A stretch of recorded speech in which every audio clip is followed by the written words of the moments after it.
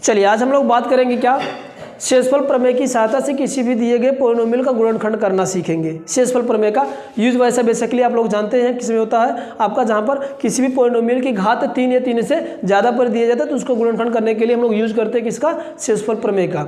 जैसे क्वेश्चन हम लोग लिया हूँ क्या, ये पी ऑफ एक्स यानी एक पॉलिनोमियल दिया एक्स क्यूब प्लस का 13x² प्लस का 32x प्लस का 20 का मुझे फैक्टर करना है।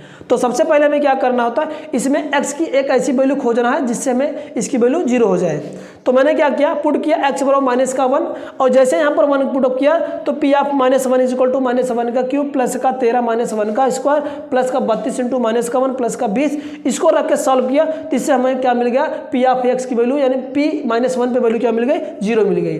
जैसे 0 मिली वो वैल्यू क्या होगा, उसका एक गुणनखंड बनेगा, यानी हम लोग कहेंगे क्या, पी एक्स बराबर -1 रखने पर अगर 0 भी हो रहा है तो इसको इंप्लाइज करेगा क्या, x+1 इसका क्या हो जाएगा, एक ठो गुणनखंड हो जाएगा।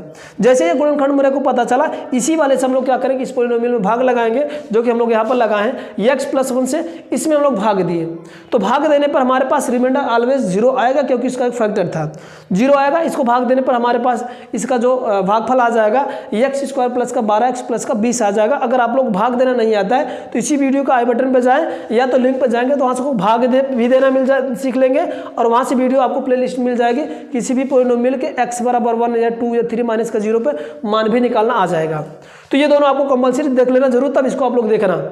अब जैसे रखेंगे तो मेरे पास ये आ गया, तो हम लोग क्या जानते हैं, हम लोग भागो जोग का रूल्स जानते हैं। जो भागफल का रूल होता है, तीनों में रिलेशन मतलब भाजक भाज्य और भागफल और शेषफल में जो चारों में रिलेशन होता है, हमारे पास रिलेशन ये होता है, भाज्य बराबर क्या होता है, भाजक गुणे का भागफल धन का शेषफल होता है। तो इसको हम लोग क्या करेंगे, इसका भाज्य ये वाला टर्म बीच वाला भाज्य जो कटता है वो भाज्य होता है, जो काटता है उसको भाजक कहते हैं, जो उत्तर आता है उसको हम लोग भागफल बोलते हैं और जो शेषफल बचता है नीचे वो हम लोग रिमाइंडर बोलते हैं।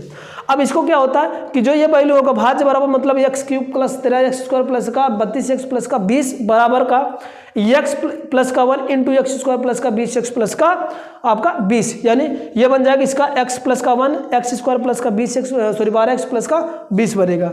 ये तो फैक्टर है ही है। इसको हम लोग अगेन क्या करेंगे, क्वाड्रेटिक इक्वेशन इसको ब्रेक करेंगे। जिस तरह से हम लोग क्वाड्रेटिक को हम लोग गुणनखंड करते हैं तो फैक्टर बनाते हैं, उसी तरह से ब्रेक करेंगे। ब्रेक करने का मेथड आप लोग जानते होंगे, गुणनखंड करना सीखे होंगे क्वाड्रेटिक में, तभी हम लोग क्यूबिक में आए हैं।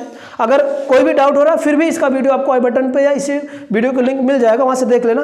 फिर भी मैं बताने का प्रयास कर रहा हूँ, x² प्लस का 12x प्लस का 20 का अगर मैं फैक्टर बनाऊँ तो रूल ये है कि पहला वाला पद का गुणा लास्ट वाले कांस्टेंट में करेंगे, जो आएगा हमारे पास 20x² आएगा। इसका 2 फैक्टर ऐसे बनाना है जिसको 20 वाला जोड़ने घटाने पर आ जाए।